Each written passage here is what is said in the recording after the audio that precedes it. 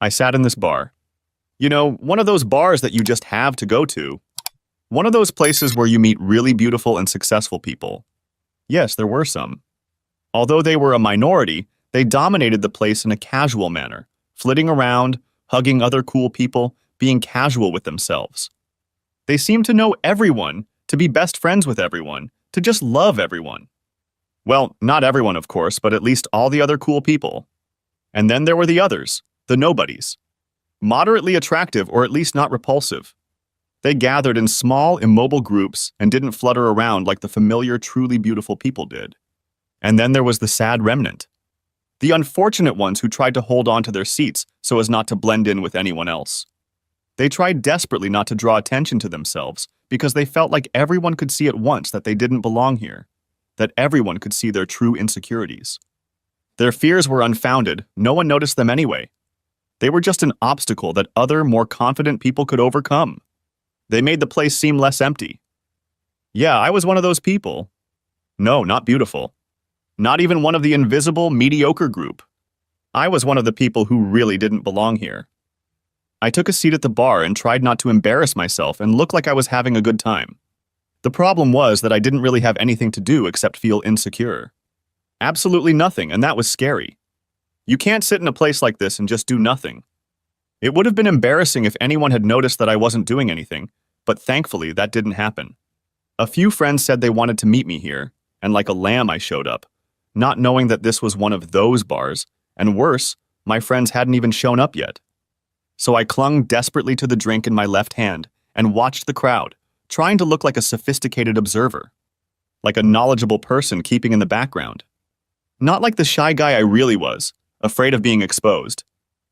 I really wished I had the looks, confidence, or charm to be one of them. The ones everyone wants to be like. Take this guy, for example. 6'2", blonde, tan, muscular like the Hulk, with teeth white enough to blind you for a while. And he made damn sure everyone here saw every single one of them, including the molars, all the time. While I really liked the comic book characters he resembled, I already hated him. Mostly because I couldn't find the slightest flaw in him.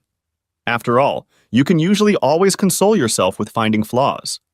Yeah, sure, she's beautiful, but you can already see she's a selfish bitch. Sure, he's muscular, but look at his teeth. Yes, he's handsome, but he looks dumb as a sheet of bread and his hair is already thinning. The real problem was really flawless people like this guy. He was just a dreamboat and even seemed witty and nice. Asshole. Why can't the genetic lottery be a little more fair, a little more evenly distribute the assets? And let's not even talk about what's under his belt. Any hottie seeing this woman would curl up in shame and change jobs. No, not a hottie. It wasn't a girl at all. She was quite tall and built like an Amazon warrior. No, it wasn't a beauty at all. It was a gorgeous, beautiful goddess. And she clung to him like he was a God-given gift to mankind. Damn it. I really hated him. I hated them both. Where the hell are my friends? I still felt completely out of place here, like I just had no right to be in the same room with these people. Did I mention that life wasn't fair? I guess you did. I looked around and saw that practically everyone was looking at them, not just the commoners, but the party people as well. These two were the clear winners of the Human Genome Lottery, and I asked myself what it would be like to be one of them, or at least to be around them. And then it got worse. Mr. Universe turned around and walked his gaze through the crowd. All the non-existent guys like me faded under his gaze. I wanted to disappear like a cockroach when the lights came on. Surely he'd notice right away that I wasn't comfortable here, that I'm all alone, that no one talks to me, that no one notices me, that I don't belong here. Shit, and he was right. Now he looked me straight in the eye, scanned my body with his light blue eyes, and started smiling. Bastard. I felt like I was doing something illegal by being here, defiling this fancy place with my nerdy, uncool presence. He rubbed the Amazon goddess on the shoulder, and the situation immediately worsened. He pointed in my direction, and though I desperately wanted to, I couldn't look away. God, how beautiful she was. Breathtaking. She looked at me, at him, at me again, and frowned. I was forced to agree with her. If I were her, I would have frowned too, seeing myself here. Thankfully, she soon turned away from me and started talking to her godlike companion, shaking her head. They even seemed to get into some sort of light argument, which surprised me a bit. After all, the Olympian gods weren't supposed to argue, were they? They were just supposed to watch the antics of us mortals with a contemptuous smile. That their lives were less than perfect gave me a small but definite sense of satisfaction. But that feeling didn't go so far as to make me give up my dream of trading their lives for mine. I averted my gaze from the pair of models and pretended to study the bottles behind the bartender again. It seemed like this way I'd be invisible until my damn friends finally saw fit to grace the place with their long-awaited appearance, and we could just escape to a more appropriate place. Excuse me. Wow, what a pleasant female voice. It really was so pleasant that I decided to give her the seat she was undoubtedly asking for before I even turned around. Damn. It was her. I felt the blood rush from my upper body and the ability to speak faded away. She sounded eloquent. My name is Tina. Ah. And you are? Ah, of course. You can have it. Now she looked embarrassed. The seat. You can have it. What seat? I asked your name. What? Your name. Surely you must have one, right? Thomas. Ah. You see, Tom. Everyone just calls me Tom. Yeah, Tom. I was still a little embarrassed by her presence. Good, Tom. We're making progress, I can feel it. You were even able to memorize and pronounce your name. She giggled slightly, and it was surprisingly cute. It gave her a decidedly non-threatening look. She seemed almost, well, human. Adorable, even. Stop it, I thought. Don't turn this into a ridiculous cliché, a crush or something. You see, Tom, we have a bit of a problem. A deep and very masculine male voice suddenly broke my trance state. Her companion had joined us unnoticed by me. Hell, everything around me was happening unnoticed while she was talking to me.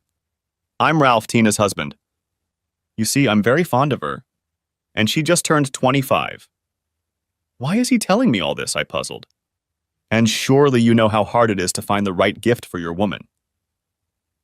Having no experience with real long-term relationships, I wasn't really versed in this, but prudently kept silent. Well, I kind of fell short. I bought her. No, let's just skip that. It was a ridiculous gift. And she got a little upset. Got pissed off. What? I was furious, Ralph. Really pissed off. Yes, all right. Pissed off. She was pissed off, really pissed off. And I kind of made her a promise. She'll get any gift she wants if I can arrange it. You know, financially, legally, and so on, you know? Okay. That was my only contribution to the discussion, and I desperately hoped I'd manage to hide my growing confusion. Why was this stranger telling me about his failure to pick out a suitable birthday present? Why was she looking at me almost expectantly? Hell, is this even the reality I'm in right now? Apparently not. None of this made even a remote sense. I expected that at any moment someone would yell, "Cut!" and make me look like the victim of a prank. And that's where you come into play, he said. What? Could this evening have gotten any weirder? Where were my buddies when I needed them? Now I was desperately searching for some kind of exit strategy. I finally found the flaw I was looking for. These people were clearly crazy. I chose my gift. Entertainment with another man, just once. I hadn't been drinking when she casually said that. Luckily. Otherwise, I would have spread my booze evenly throughout the house. I was still coughing when she calmly continued. Ralph, of course, had to agree. It was a desire clearly not beyond the limits he had set. Certain limitations, I thought. This woman was no brainless whore. But to speak in such a tone about the openness of marriage to extramarital fun was certainly odd. Yes, I had to agree, but I didn't have to like it. My stipulation was that I could pick the guy and that I could watch the whole thing if I wanted to. Really? My one-word answers probably led to the fact that they already thought I was a complete idiot. Of course, what did you expect? I certainly wouldn't let a man who could be any competition to me do it with her. Ah. You know, it's certainly not easy for me. But I know I screwed up, and that's part of my penance. But I'm not going to let it jeopardize my marriage. So I need a totally unattractive man.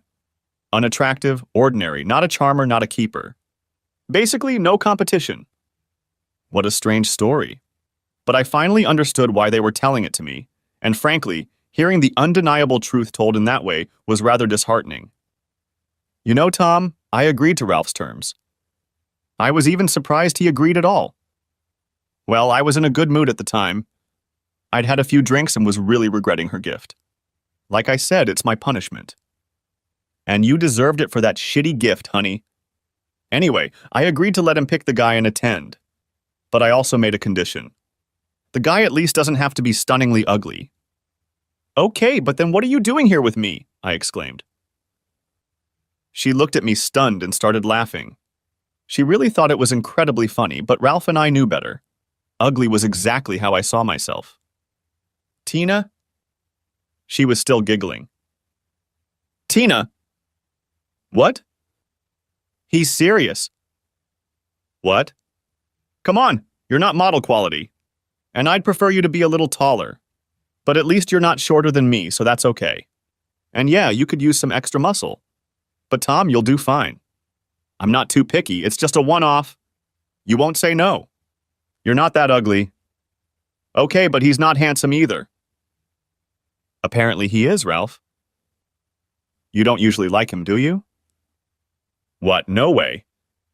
Whether it was true or not, it was really getting pretty insulting.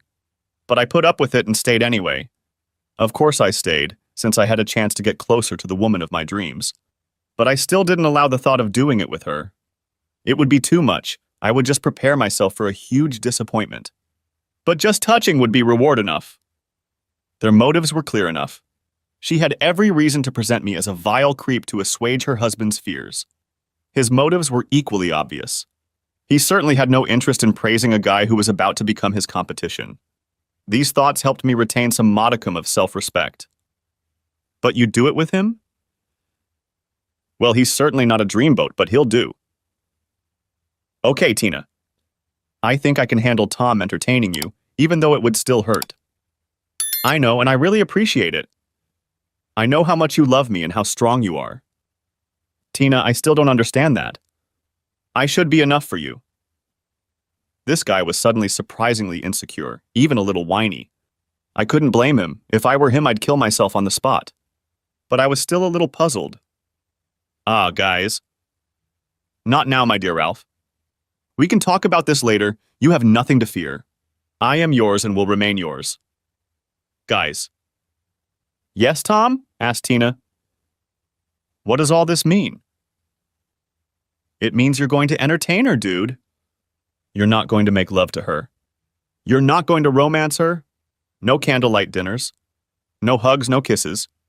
Just simple, quick, old-fashioned, you know? No. What do you mean? They were both clearly stunned by my response, and frankly, so was I. I'm not interested. Are you out of your mind? I inwardly reprimanded to myself. But it wasn't true. This wasn't going to work. Are you crazy? Or maybe you're gay. No, Ralph, I'm not gay. Have you looked at her lately? She's so beautiful. Yeah, I've noticed. But it's still not going to work out. At least not the way you described. Without romance? I'm sorry, how could that possibly work? So you need these things? Candles? Kisses? Cuddling? Man, that's disgusting. I offer you the opportunity of a lifetime and you come up with such unmasculine stuff. I'm sorry, I forgot, you're kind of a wuss. Yeah, I imagine you like that sort of thing. I didn't really know what I liked myself. Okay, I certainly wasn't a Casanova in my 24 years. He's right, Ralph. I don't love him and I never will, but this in the way you describe it won't work. Fine, do what you want, but I'll get it first. You'll get a sloppy second. Ralph, honey. It's a deal. It's better for you, too. He'll be able to watch and learn. She only rolled her eyes. Okay, let's get this farce over with, shall we? This little caricature of a man poses no threat to me. I thought he was whistling in the dark. But I was glad he was being a jerk. It made things morally easier. I was a little uncomfortable having fun with a married woman. Okay, I'm in. But I'll be the leader, I boldly stated. Deal, she replied quickly, keeping a straight face. Great. Just fine. Now he was being sarcastic, and it didn't help that he was being nicer. But you won't be doing it in our bed. I'd have to ritually burn it later, and it's almost new. And where do you live, weakling? Just a few 100 meters from here. Shit. Wow, that's a thoroughly miserable man. He probably wished he'd thought of a better gift for her. Whatever he got her, his punishment seemed unnecessarily harsh. But then again, I didn't know them well enough to judge. We walked to my apartment, which was quite close by, in tense silence. I walked in front, and he kept possessively grabbing her. For such a virile stallion, he was being a little pushy. She was reciprocating, probably to appease him. We spent about 5 hours in the elevator after that. At least it seemed that way. There was tension in the air, with Tina and Ralph standing in different corners. No one said a word. Everyone was staring at the floor or the ceiling, as was the unwritten law in elevators. Direct eye contact with Ralph had to be avoided at all costs. Instead, I glanced briefly into Tina's gorgeous eyes, and she smiled tensely. She didn't seem to be expecting it at all, which didn't help calm my nerves. The situation was just weird. After an eternity, the elevator door opened, and Ralph and I tried to get out at the same time. He took this opportunity to roughly push me out of the way. I stumbled slightly, trying desperately to maintain a modicum of dignity and not fall to the floor. I barely succeeded, but I embarrassed myself by doing a strange dance with my arms and legs. Tina looked at me almost painfully, and Ralph smirked. If everything had gone right, I would have entertained the woman of my dreams by the end of the night, but at the cost of what little self-respect I still had left. We walked into my large living room, which had a stunning view of the city. The wall in question was one single huge window, and the whole room looked like it had been taken from some catalog of modern furniture. I wasn't obscenely rich, of course, but I had a very good income, a fancy apartment, and the ability to work from home. Except for the lack of female companionship, my life was pretty normal. Oh, wow. They were both quite impressed, though I couldn't understand why. Sure, it was a beautiful place, but it belonged to an unremarkable guy. They were lucky, beautiful people. They were standing by a large panoramic window, looking out at the city lights, holding hands and sharing what seemed like a romantic moment. I almost felt like an intruder in my own home. Anyone want something to drink? It was time to bring them out of their reverie. What? Yes, Tom, that would be wonderful. Maybe you have some white wine. Sure. Beer. As I brought them drinks, I tried to calm my nerves a little. I still had the impression that she was too beautiful to be around someone like me. I had a brief vision that the universe would simply collapse if I touched her, because surely some law of physics would be broken. And to be honest, I was also a little intimidated by her mere presence. Quite a nice apartment. You don't seem to fit in here. Thanks. I did my best to ignore his rude remark, which seemed like the best way to not give him any pleasure. Okay, let's start with me giving you a free lesson. She seemed unhappy with his behavior, but tolerated it, probably because she was well aware of how difficult the situation was for him. Okay, please follow me to the guest bedroom. No, boy. Not the guest bedroom. What? We'll take your bed. He wanted to hurt me in any way he could, but I didn't care. I was going to entertain his wife, the woman of my dreams, with his permission. I just had to remember that, and that was okay. Okay, follow me. My bedroom was much more impressive than the guest bedroom, so this choice suited me just fine. It had the same panoramic window overlooking the adjacent park. Since it was the upper level of the tallest building in the area, it still provided some privacy. And the room also had a huge transparent window under the ceiling. On a cloudless night like this, you could see the stars and moon from the bed. Tina was absolutely delighted. She just stared at the ceiling with her mouth open. It's so... Do you like it, Tina? Tom, I can't believe it. What's up there? Honey, we can start right now. I'm going to show him now. It's so beautiful, Tom. There seemed to be tears in her eyes. I love that window, and I always thought women would love it too. But I've never had any real women. Shyness, you know? Tina, hi. Are you here with me? We can start right now. Oh, yeah. Sorry, Ralph. After a few minutes of doing this? Okay, wuss, now it's your turn. He just rolled off the bed and went into the bathroom, ignoring her. I see your problem, I said quietly while he was gone. I love him, you know. Yes, I can see that. Tears stood in her beautiful eyes. I don't want to hurt him. I know. But you need to know. Yes. I need to know, she said in an almost desperate tone. It has nothing to do with that shitty gift. I'm not such a bitch about that kind of thing. I just need to know. I might not be the best choice. I don't have a lot of experience. You're my only choice. I'm surprised he even said yes. And you definitely have more experience than me. He's been the only one so far. Childhood friends? Yes. I sighed. A relationship like theirs was something special, and I was well aware that it could be ruined by what was about to happen, making me regret my part in it. But there was nothing I could or would do about it. She should have known. Tina, you should take a look at that bathroom. It's bigger than our apartment. Holy shit! He waited a few seconds for her to leave. Okay, dude, I'm leaving. I'm not going to watch this. No real man should have to look at something like that. She's all mine, and you can spend the rest of your life dreaming about this night, wishing you could do it again. But it's not going to happen. She's not going to like your skinny body anyway. You know, shit. He looked a little frustrated, just turned around and walked out of the apartment. Where's Ralph? He suddenly decided to leave. She looked a little sad. Yeah, that's probably for the best. I'd hate to hurt him like that, but I need to know, I really do. I understand. Okay, let's go to the bedroom.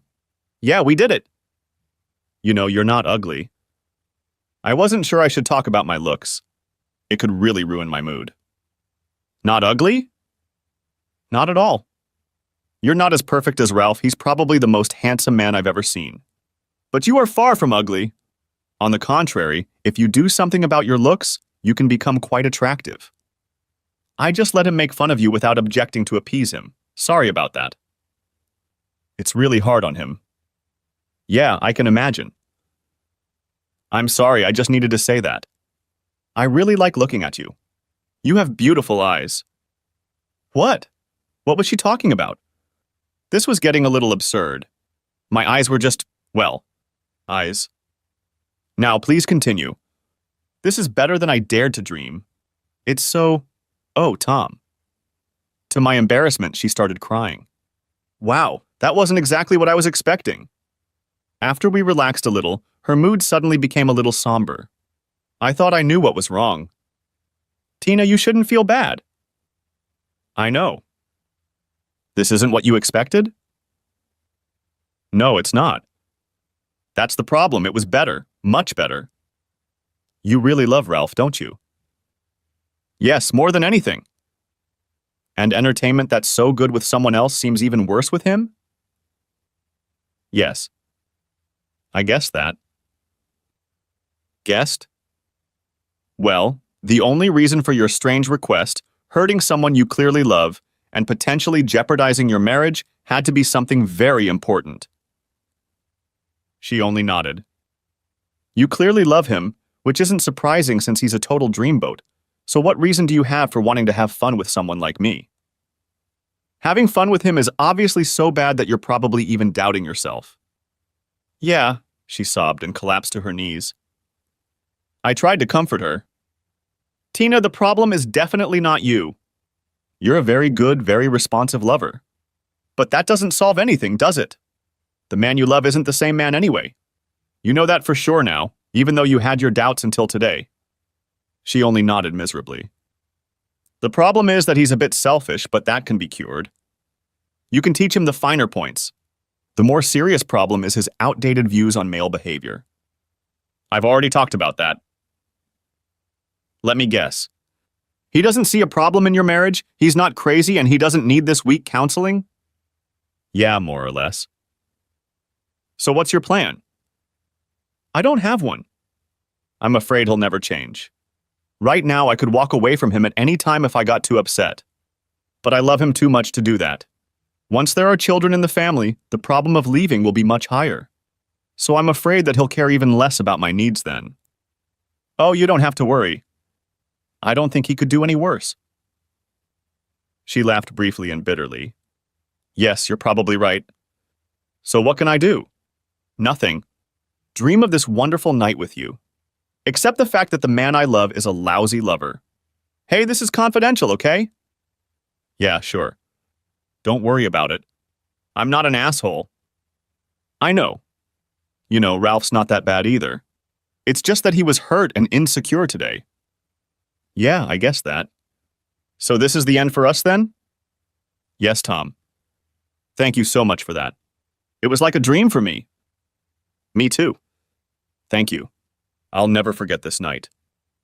With tears in her eyes, she ran to the bathroom, cleaned herself up, got dressed in record time, and ran out of my apartment before I could find the appropriate parting words.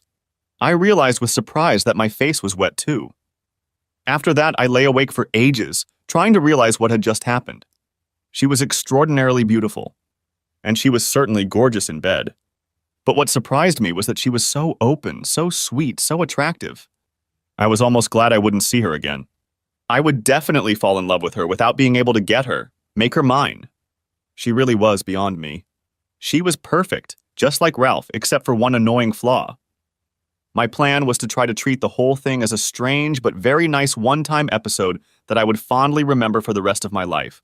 But there was nothing in it that would really change my life or my outlook on the world. Of course, it didn't quite work out that way. The next morning, I went to the barber shop to get a decent haircut. I cultivated my nerdy, careless look, but realized it was just as ridiculous as Ralph's strange views on appropriate male behavior. Neglecting my appearance wasn't a pleasant quirk, it was just immature. By evening, I had a new haircut and wore new clothes. It was time for a change. Meeting Tina was a wake-up call for me. My self-esteem was still intact after the experience, and I was almost able to hook up with the girls I'd met twice in the city. Of course, before things got too serious, I managed to screw things up by hesitating too long or not finding the right words. Some of my insecurity may have disappeared, but I was still painfully shy. 2 weeks after my big adventure, I sat by the fireplace and stared at the flames that were the only light in my house at the time. My mood was somber. My attempts to push Tina out of my mind were mostly unsuccessful. All would have been fine if she was just beautiful. The real problem was that she turned out to be a sensitive, caring, and loving person. Damn! I kept thinking about our wonderful lovemaking, replaying it over and over in my mind and torturing myself with it. My beautifully moody mood was broken by the doorbell ringing. No, not now. I couldn't see anyone right now, especially not my friend Tim, who was the reason I was in this situation in the first place, not showing up at the bar on time. The damn doorbell rang again. Shit! I realized I should probably do something about it. I finally got my ass up off the floor and moved towards the door as it rang again. What had happened to Tim? He was usually too stoned to be in such a hurry. I opened the door and was about to scold him when something tall, beautiful, and definitely female flew into my arms, nearly knocking me over. All in all, the situation could have been worse. Don't talk, she said, breaking her own rule. Let's just go to your bedroom. I just nodded. She was right. Nothing needed to be said. Half an hour later, we were lying in bed in friendly silence. I felt completely at ease with her. I was no longer intimidated by her looks. We were friends. But something kept bugging me, and finally I had to break that relaxed mood. Tina, I don't feel comfortable with him being a cuckold. It's just wrong and not really my style. Yes, I feel terrible about cheating on him too. I love my husband very much, you know? I know. He's been my best friend since I was a little girl. He protected me from bullies at school. Good. I'll never leave him. Good. Suddenly, she started crying. I have to leave. She practically ran out of my apartment again. This was becoming a habit of hers. I felt like an asshole for ruining her mood so badly. I wasn't too surprised to find her at my door again a week later. I was fine with that, since I wasn't thinking about anything else during that time. Most of the time, I just stared mindlessly out the window or at the wall, daydreaming about her. After a rapturous greeting, we made fantastic love again and again, talked about being uncomfortable. She praised Ralph again, and I again pointed out that I was not usually the type to entertain married women. This conversation was suspiciously beginning to resemble more of a ritual than the real truth. Her visits became more and more frequent until we were doing it almost every day. I still felt uneasy about the moral aspects of it, but I had no chance to resist her. She was completely distraught and cried a lot. We both knew it was wrong, but things developed into a full-blown long-term affair. Another thing that happened was that we just loved spending time together, outside of the bedroom. We developed a casual, relaxed relationship. Whenever she was able to spend time with me, that is, when Ralph was away for whatever reason, we would cook, watch movies, just cuddle or talk. We were never seen together in public for obvious reasons, but inside my apartment, we were almost like a happy couple. Now we were making lasagna together. The damn doorbell rang. "Open the damn door, slut!" That voice was slightly muffled by the door, but we both knew immediately who it was. I looked questioningly into her eyes, and she nodded sadly. Then, with my heart in my sneakers, I opened the door. Tina was nowhere to be seen. She had hidden herself in the bedroom. "Ralph." "Tom." He looked pretty flustered. "Is Tina here?" "Ralph, what do you want here?" "Tina!" he shouted, ignoring my question. I was about to chase him away when, to my surprise, she appeared behind me. "I'm here." He immediately lost his temper. It was horrible to watch. I could see his spirit breaking right before my eyes. "So it's true?" He was almost crying, and for some reason that would be the worst. I really hoped he would spare us from this. I also hoped that Tina would deny everything, if only for his own sake. Maybe tell him some fairy tale about us just being friends. Yes. That statement shocked Ralph as much as it did me. What did it mean? Why did she want Ralph to know about us? Did she want to come clean? Did she want to force herself to break up with me in this way? Did she want to break up with Ralph, as unlikely as it seemed? "You're a bitch. A goddamned adulterous, traitorous bitch," he said in a strangely sad voice. "I know," she replied sadly. "You're a heartless, cheating, worthless bitch." I realized his mood was changing.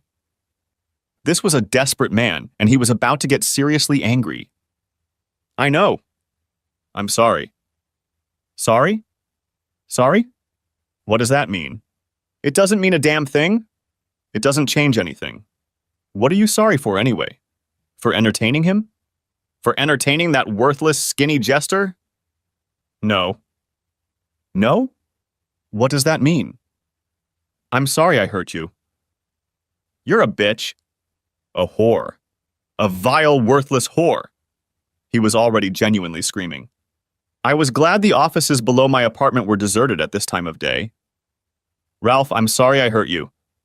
But I'm not sorry I did it with Tom." She was surprisingly calm. Even though the meaning of their words was harsh, her words were soothing. She obviously empathized deeply and felt the pain of someone she loved very much. But she had obviously decided to be brutally honest with him. I respected that, but still doubted her wisdom. While I was still looking at her, something out of the blue hit me in the chin. It finally hit me, I thought, somersaulting backwards. It amazed me how long he could focus his attention solely on her. And since he would certainly never hit her, I was the most likely target from the start. As soon as I hit the floor, I saw her concerned face out of my worm eye. "I'm sorry, Tom." "It's all my fault," she said, while Ralph started kicking me. She then proceeded to physically stop him from hurting me even more. "Leave him alone, Ralph." "Why do I have to do this? Why do I have to do anything for you?" "Stop it, or I'm staying here tonight." Her voice remained eerily calm despite the chaos around her. I had to admire her for that. She was definitely the kind of person you wanted to have around in case of an emergency. Her words immediately stopped him. "You bitch, why should I care?" She walked over to him and took him in her arms. He started sobbing, and that was something I couldn't stand. Okay, him hitting me was almost expected in his world of male behavior. But to see a macho guy like him crying was really making me feel bad. "It's okay, Ralph. I love you. It's okay." Her voice was still soothing. "Don't leave me, Tina. Don't leave me. Please don't." He seemed so weak compared to this strong woman. No wonder he was afraid of losing her. "Tom, we're going to go to the guest bedroom if that's okay with you." Ralph and I need to talk privately. Sure, I managed to mutter. I examined my face and was relieved to see that I wasn't seriously hurt. I was almost disappointed. It would help relieve me of a tremendous amount of guilt. I didn't like Ralph, of course, but what Tina and I were doing was clearly wrong. We were cheating assholes. There was no doubt about that. About half an hour later, they showed up again. Ralph again looked a little relieved and even seemed a little embarrassed. Tom, I can't see you anymore, Tina announced, pointing to my feet.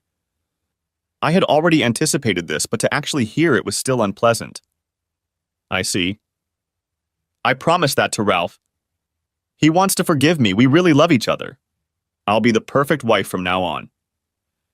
Ralph nodded firmly in the background, which seemed a little unnecessary.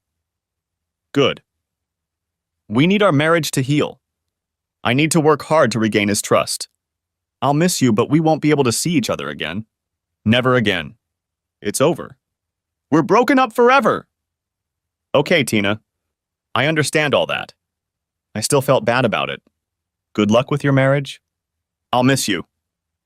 Be well. She walked away, trying to hide the tears in her eyes from Ralph. I wasn't feeling too good either. To be honest, I knew I was going to miss her terribly. I was in for a very bad time ahead of me. For weeks, I was in a gloomy mood and hardly left my apartment. Apart from housework, all I did was read, cook, work, and sleep. I was very depressed and realized that I had grown to love her a little. Even more than a little, I thought. My thoughts kept coming back to her. I missed her very much. I'll be honest, I was completely in love with a married woman. The worst-case scenario happened. 4 completely miserable weeks after our final goodbye, my doorbell rang. Tina. I was in shock. Tina, I was overjoyed. I wanted to jump up and do a victory dance just from seeing her again. She fell silent, putting her finger to my lips.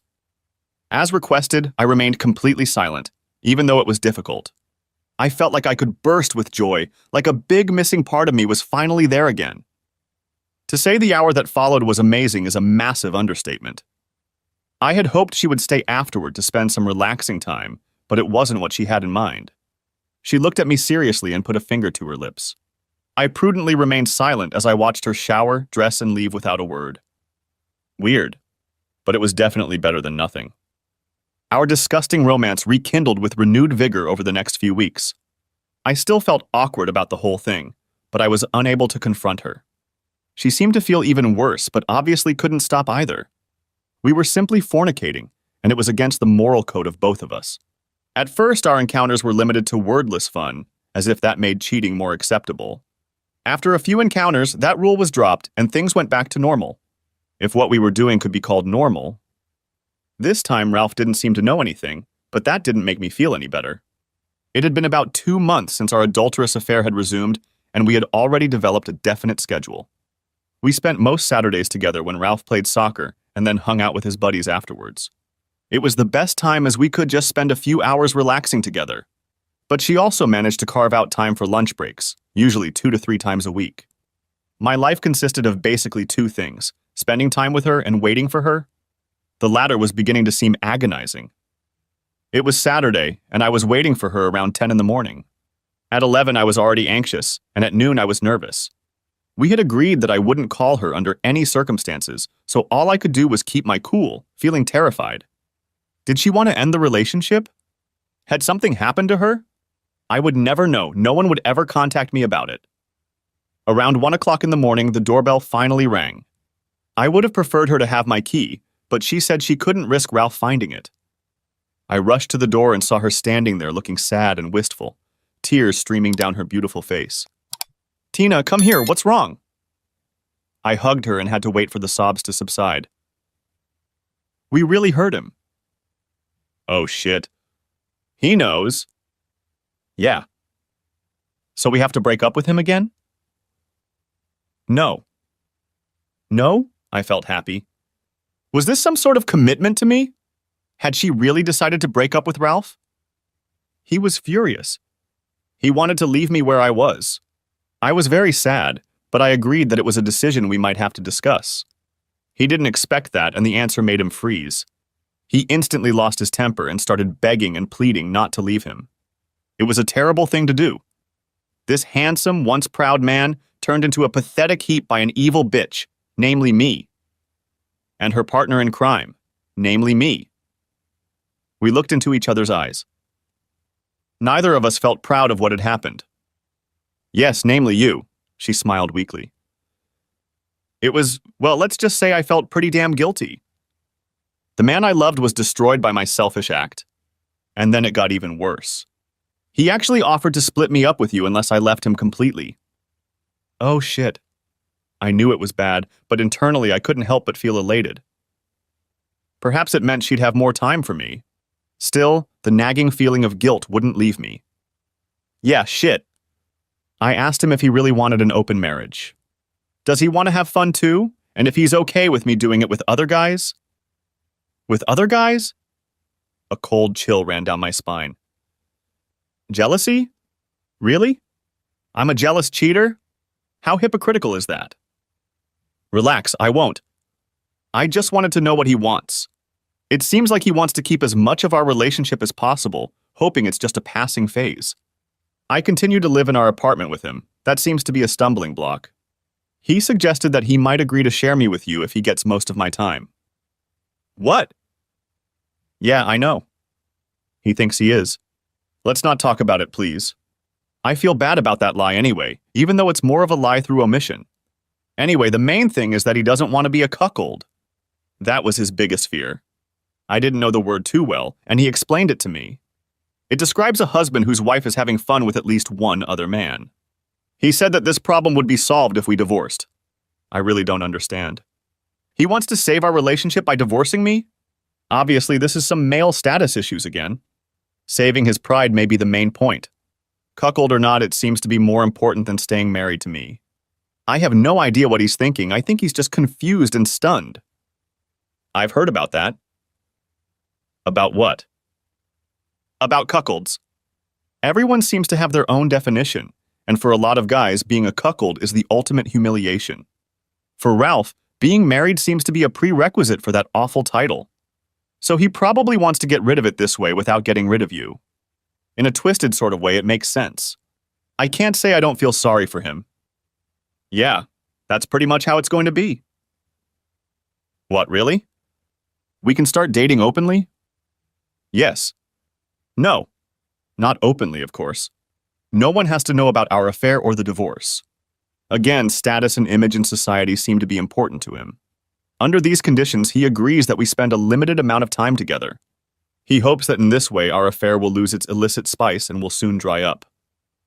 How do you feel about this? It's just awful. My marriage has just broken up. I ruined my marriage to the man of my dreams. I see. I didn't like the way that sounded. But on the bright side, I bought more time with the other man of my dreams. Really? That sounded a lot better to me. Sure, dummy. And we spent the rest of that Saturday together in our usual relaxed way until she got back to Ralph's place late that night. I hated to see her go as I always did. But for some reason, it was even harder for me this time. Before, I was an affair and she was going back to her husband, back to her home. With the new arrangement, I felt I was entitled to some part of her, that I was almost as much a legal spouse as Ralph. But as pleasant as that thought was, accepting the fact that she was going back to his place for the night became even harder. Why can't she spend the night with me? Jealousy began to creep into my soul. The realization that I was a jealous cheater was hypocrisy in its purest form, and it didn't help one bit.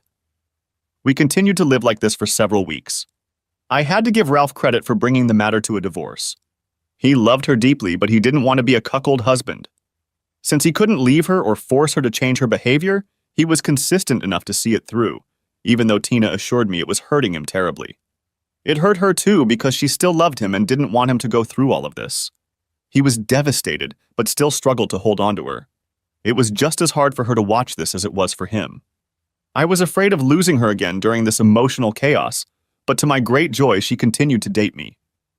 She would spend time at my place on Saturdays and then go to his place in the evening for a night of clubbing. She still didn't want to appear in public with me so as not to embarrass or humiliate him. This annoyed me a little, but I soon calmed down when she offered to spend 2 nights a week at my place. Those nights were like a dream for me, but must have been horrible for Ralph. Sometimes there was awkwardness right after she came over. I realized that Ralph must have been out of it when he saw her leave, and the guilt ate her alive. But good lovemaking, as it turned out, always helps in a situation like this. You know, Tina, those overnight bags just suck, I said Tuesday morning as she was packing her things before leaving for work. Yeah, I know. Packing these things is a total agony, and I keep forgetting things. Look, there's plenty of room in my closets. What? See? I led her over to my walk-in closet and showed her how pathetic my few belongings looked. I still can't get over how huge it is. Yes, it's a lot of space, even for a beautiful woman's closet. Tom, do you want me to carry stuff into your apartment all the time? Yes. She smiled radiantly. Deal. Really? Wow, that easy? Sure. Wow. Yes. That was it. The first step to getting her to move in with me. But cute? What, she called me cute? My bloodstream was mostly filled with endorphins by this point. I don't even have that many clothes? What? My vocabulary was still a little limited due to the natural drugs in my bloodstream. I hardly have any clothes at all. Sure, what woman has? Smartass. Seriously, if I split what I have between your house and my Ralph's, I wouldn't have enough for either place. I'll need at least clothes to work at both places. She called her former home Ralph's house. This was getting better and better. Well, we'll have to do some serious shopping then. No problem. Tom, I know you're pretty well off. At least I assume you don't have any immediate financial problems, but I'm not so lucky. I just can't afford that many new clothes. I was still on cloud 7. What, that's the least of our problems, okay? She was starting to look a little annoyed. Tom, I really don't have that kind of money. My account is almost depleted. You have separate accounts? Yes, we always have. It was fairer that way. He likes to spend his money on completely different things. I see. How much debt do you have? Tom, I'd rather not say. It's a lot, and I'm not proud of it, and I'm afraid you... Stop it, I interrupted her. About 8,000, she admitted shyly. I couldn't help myself and laughed. Asshole. That's not funny. I never know if I'm going to get cash at the ATM. Sucks. Okay, give me your account number. I don't want your money. She looked stubborn and proud and beautiful. I had to figure something out right away. It's not a gift. What am I supposed to do? Remember, I'm not here for money. I'm not a whore. She was still looking doubtful. I had to be diplomatic. This could have gone horribly wrong. I'll wire some money and buy something with it. You'll just have to help me buy it. I need a full set of women's clothes, toiletries, cosmetics, everything. It's all going to stay here at my house. It's all going to be my property. You can just use it from time to time. Ah, her face lit up. This was a deal she could live with. Shopping on this scale was simply irresistible to her. And I expect some nice lingerie. Good. She was clearly resigned to the idea. And Tina? Yes? I don't want you to be in a tight financial spot. I'm going to transfer some more to help you with the bill. Not too much, just to help you survive, okay? I don't want you worrying all the time. Okay, she said, smiling shyly like a little girl. Damn, I could really get used to her. So many personalities in one woman. So intelligent, full of life, full of emotion. Hell, I realized again that I was completely in love with her. My thoughts were still in turmoil, so I just mouthed it. Tina, I love you. What? She was clearly stunned. What did that mean? Had I really ruined everything? It seemed like she was about to cry. I'm sorry, I mean, maybe I shouldn't have said that. You're a dumbass. Oh my God! She jumps into my arms and floods me with kisses. I have to go to work. Oh, okay. I expected any reaction, but definitely not this one. I'll see you tomorrow, sweetie. Honey? Really? And by the way, I love you too. And she was gone. I was still in shock. Had I really just said I loved her? I had known I loved her for a long time, but I had always avoided telling her for fear of chasing her away with such a commitment. Had she really not only accepted my confession, but replied that she loved me too? Wow. For the rest of the day, I hardly touched the ground. The next day in the afternoon, a radiant Tina came to my door. Let's go. Oh, hi, Tina. What a nice surprise. What exactly are you up to? I kept my face straight, feigning ignorance. Asshole, she playfully slapped me. Come on. I want to do some serious shopping today. Come on, you lazy bum. I tentatively followed her to the exit of the building. For some reason, I felt exposed, like in those dreams when you're walking down the street and suddenly notice you're not wearing pants and everyone around you is ogling. The problem was that I wasn't just dreaming it. Okay, I was wearing pants, but everyone was really looking at us. Then I calmed down. This is what it's like to walk with a stunning woman like her. I'm just not used to this kind of thing. But besides the stares of the people around us, something else seemed wrong. It was like I had left the safety of a cave and stepped out into the open, feeling vulnerable. I had never felt this way before when I left my building. Then it hit me. I was out in public with Tina.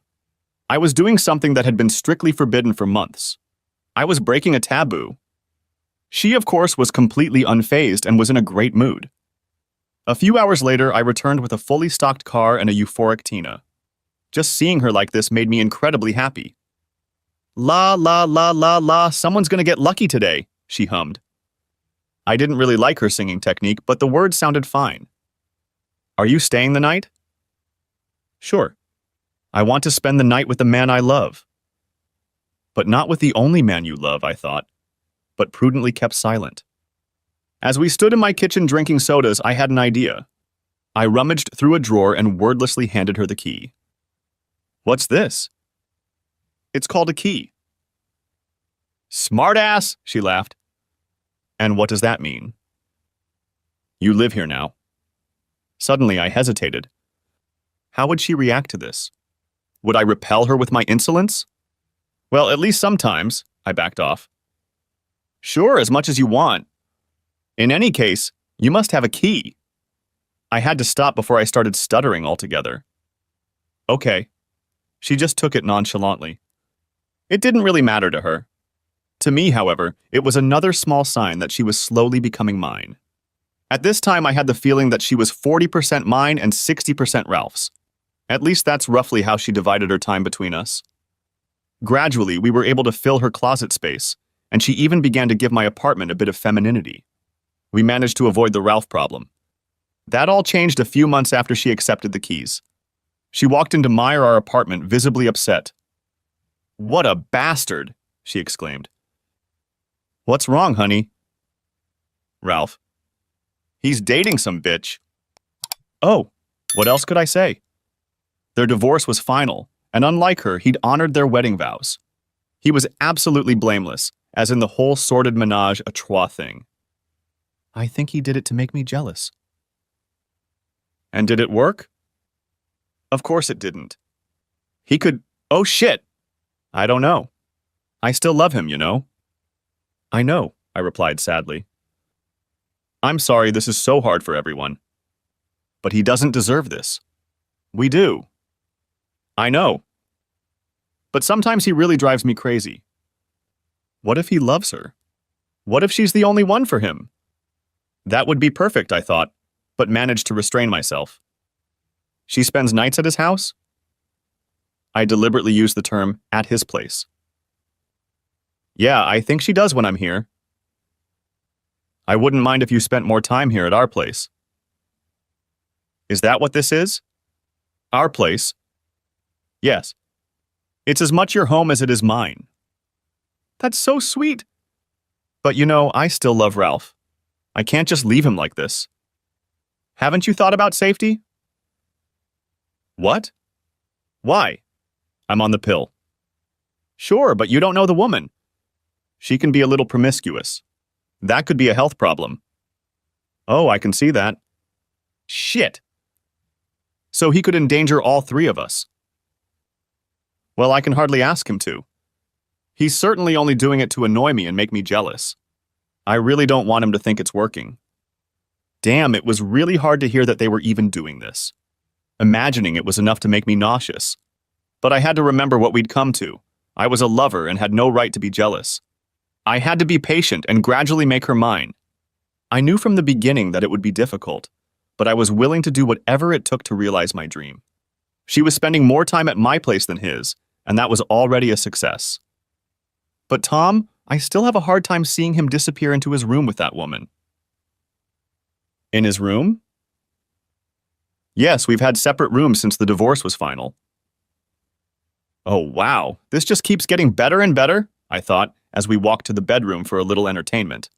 The bed was like a magnet attracting us, and today was no exception. Tina, I love you. I know. I love you too. That's what makes this so hard. I love Ralph too. Yeah, I know. Tina, I'm perfectly happy with what we have, I lied. But I'm a little annoyed that you still don't want to see me in public, at least in the evenings. You still only go out with him. Tom, I don't do that with him anymore. But I do enjoy his companionship. And I think I owe him at least that much. Good. I see. I realized that my jealousy had reached new heights. It seemed that Ralph was now an affair, that she was going on dates with some other man. But I can do that with you too. It's not that I'm embarrassed to see you. You're not ugly, and what's more, you're a pretty attractive man. I know, but I'm not as attractive as he is. Don't make me lie to you. Ralph is probably the most handsome man I've ever seen. I know. Now I felt very low, even though it was the undeniable truth. Don't feel bad about it. I love you. Yeah, I know.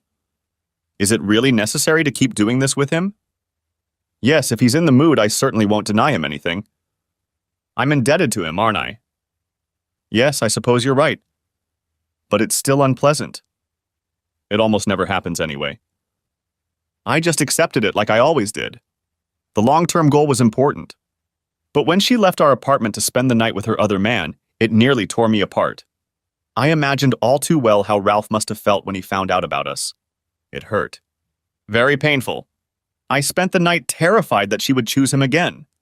Afraid that he'd finally improve his skills, in which case I didn't doubt my chances with her. I imagined what they were doing at that moment. If they were in bed together, if she was whispering affectionate words in his ear. To make a long story short, I spent the night sleepless, full of fear and jealousy like I always did when she was with him. It really wore me out. By then I felt like a horny husband, and it was no fun at all. After a few weeks I couldn't take it anymore. She steadily reduced the number of nights spent at Ralph's to 1 or 2 a week. This reduced my pain a little, but it was still hard. I avoided imagining how Ralph felt, slowly losing her. But I had to remember my purpose, and sparing his feelings wouldn't help me. I felt confident enough to take a small risk. Tina, what do you think about making our relationship exclusive? We already have that option, don't we? Or are you dating someone else? No, I'm not dating. But you are dating. What? Oh, I see. Well, I rarely do it with him anyway. But if he wants me to, I'm there for him. I still owe him a debt of gratitude and I still love him. You knew what you were getting into from the beginning. I see. So it's okay for me to have a girlfriend on the side too? What? No. She looked angry, but quickly calmed down after realizing the situation. I don't. I don't know. See, we have to remember that we're officially cheaters. I was married to Ralph, and somehow I'm still his woman. I hurt him, even though he didn't do anything wrong. I think I still love him. Yes, I know, but it still hurts. Yeah, just like we hurt him. Tina, you're not hurting at all here. You have 2 men to choose from. That's not true. It killed me to hurt Ralph. And I feel like I'm cheating on both of you. I feel like an unfaithful whore all the time. Then be done with Ralph. You live here anyway. I can't. He still hopes we can get back together. And I still love him to some degree. Shit. Yeah. Over the course of a few weeks, not much changed. Sure, she spent more and more time with me in public and even introduced me to a few of her friends, which meant a lot to me. But nothing fundamentally changed. She still saw Ralph at least once a week. I felt like she was cheating on me, and it was killing me. It was time to do something drastic. Call me an asshole, but I decided to use every resource at my disposal to win her over. Maybe it wasn't fair, but there was too much at stake. I knew she would soon have 2 weeks of vacation. I guessed that neither she nor Ralph had the money for anything fancy, but she had started planning a few short trips with both of us. Tina? The mood was relaxed, and we were cuddled up on my couch watching some nonsense on TV. Yeah? She replied absent-mindedly. You have 2 weeks of vacation coming up. Yeah, starting next week. Well, I've booked a little trip for us. Oh, you've already booked something? Shouldn't you have asked? The Maldives, I interrupted her. Yeah, no fair. What? She looked incredulous. 2 weeks. A water bungalow. Nice resort. All inclusive. Wow. She tested the stability of my ribcage with the next hug. I can't believe, Tom. You're crazy. I've always wanted to. Really? The Maldives? I know, you've mentioned it before. I was feeling a little smug. It was definitely working. The next night turned out to be, well, interesting. In fact, exhausting. Did I feel like I was buying it? Yeah, maybe a little. But was that stopping me? Absolutely not. This was very important to the rest of my life, and I wasn't going to play unfair. I wanted to win the woman I loved, and I was determined to do whatever was necessary. Tom, I'm so looking forward to this. Oh. What? I was planning to go to Hamburg with Ralph to visit his sister. I see. Maybe I should cancel. Don't you dare. We'll just visit her later. It's just going to be a little hard to sell this to Ralph. These 2 weeks are going to be pure terror for him. Yeah, I know. I managed to look sympathetic. But somehow she had managed to get the news to poor Ralph. I was glad I didn't have to be present for it. The night after her conversation with Ralph, she unexpectedly spent the night in our apartment instead of his as originally planned. I didn't dare ask about the details. And even better, she didn't get back to him until after we left for the Maldives. He may not have been happy, but I certainly wasn't. The vacation was fabulous. I was the envy of all the men present. Of course, we enjoyed amazing food and spent a lot of time diving, snorkeling, and the usual insider stuff. We cozied up in a cushioned chair on the deck above the sea, the warm wind playing with her hair. The situation was absolutely perfect, and I chose this moment to possibly ruin it. Tina, I've been thinking. Yeah? How about we spend all nights at our apartment? Of course, I like it much better there, but what about Ralph? I really want us to be a couple in the normal sense of the word. Exclusively. I want you for me, just for me. She looked at me with an unreadable expression on her face. Oh, Tom, honey, I'd like that very much. But it still sounded a little unsure. Just do it. But what about Ralph? You have to set him free. He needs to move on.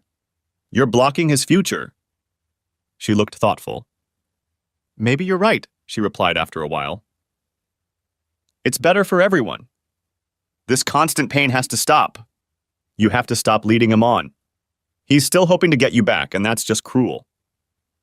To my relief, she nodded. I know you want to gently let him go. But you're only prolonging the pain.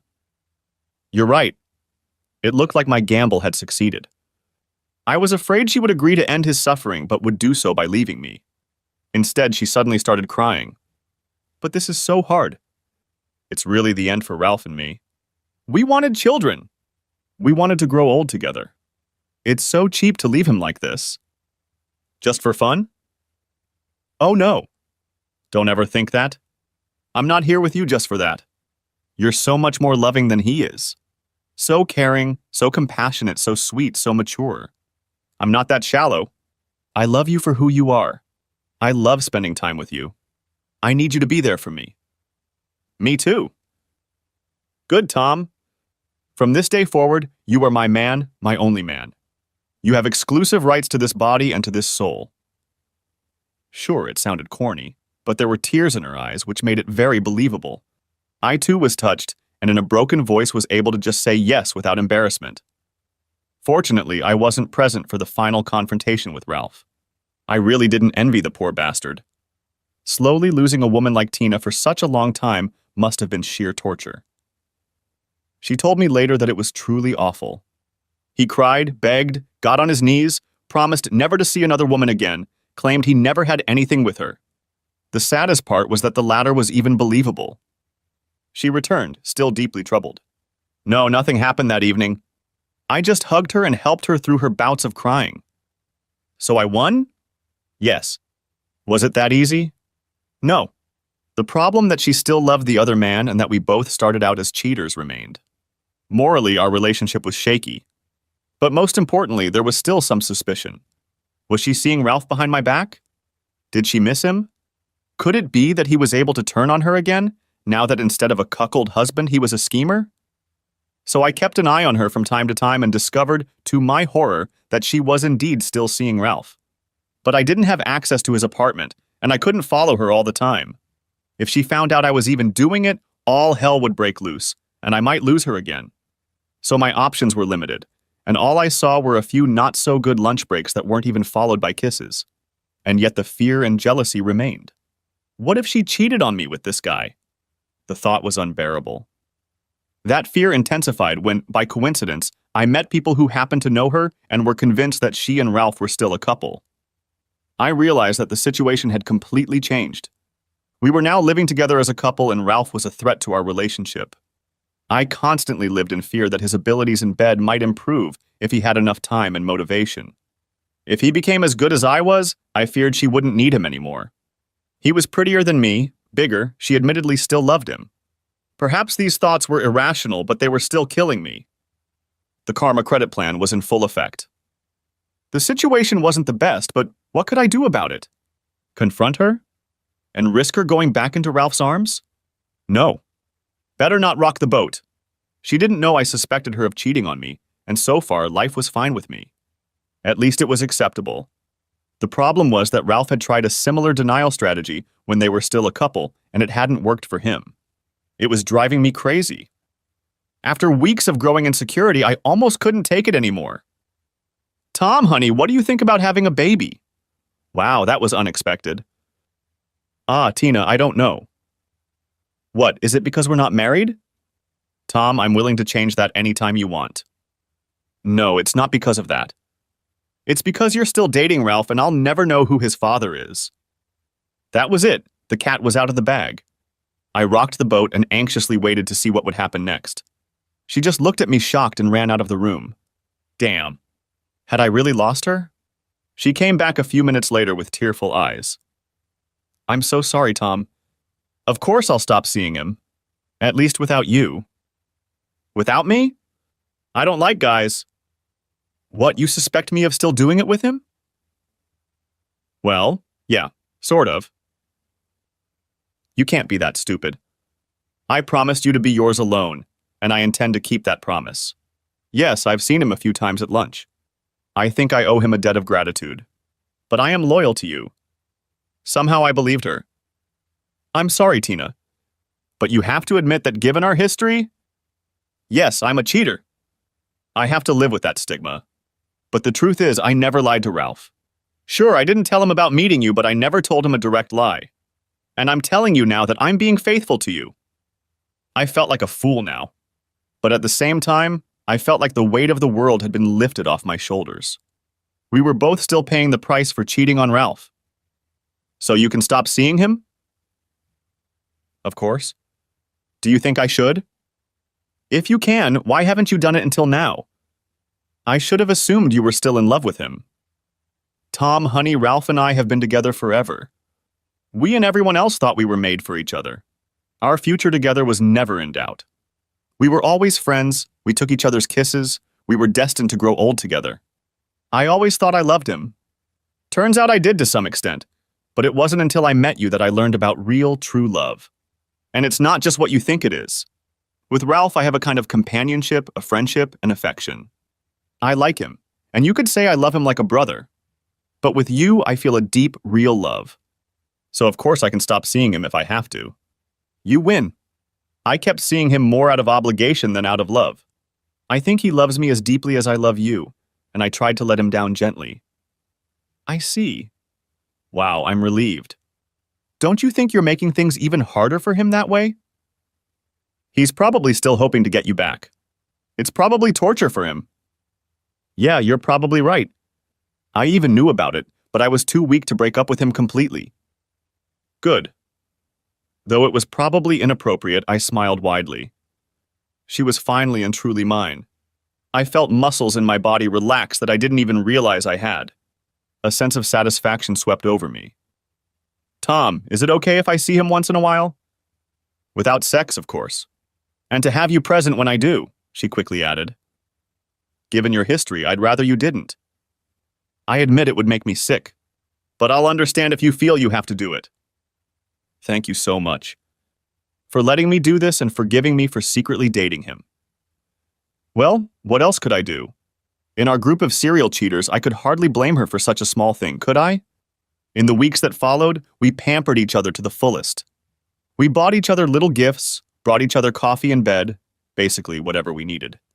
My motivation was to make sure she never looked at Ralph again. Her motivation? I didn't know. Guilt, maybe? To air her grievances? To make sure I didn't arouse suspicion? Whatever it was amusing for a while, but also a little too much. After a while, we both slowed down a bit, and our relationship relaxed into a stable, long-term relationship. We were sitting at the breakfast table on a beautiful Saturday morning. Yes, Tina, I said out of the blue. What? I agree. Honey, what are you talking about? You proposed to me, remember? Her face lit up like the sun. Really? You're marrying a cheater like me? Tina, there's no need to bring it up again and again. We both don't have the best history in that regard. God, how you won't regret it. I just grinned like an idiot. I'll stay true to you, you can rest assured. I know, but I didn't. That was probably exactly what she'd promised Ralph. I'll make sure you don't regret it, Tom. 6 years and 2 kids later, I still haven't regretted it. She still spoils me as much as I spoil her. But I'm no fool either. Without discussing it, we made the tracking feature on our smartphone available to each other. I still discreetly check her email and phone from time to time. So far, she has proven to be faithful. Our marriage started with infidelity, and that flaw will never go away. Officially, Ralph has come to terms with the situation. To my dismay, he visits us often with his new wife and their young son.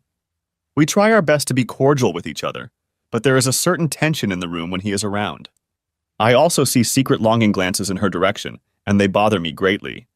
Keeping in mind our shared track record, I do my best to keep her happy. The fact that she wasn't happy with her life led to her leaving Ralph, and that's a situation I wouldn't want to be in.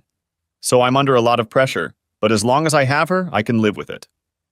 Despite the nagging and probably unfounded doubts, I'm finally starting to believe it. I wrested the woman of my dreams away from a much more attractive man, but I did it at the cost of my moral standards. Was it worth it? Hell yes. Thanks for watching, I hope you enjoyed it. So subscribe to my channel and watch the next video.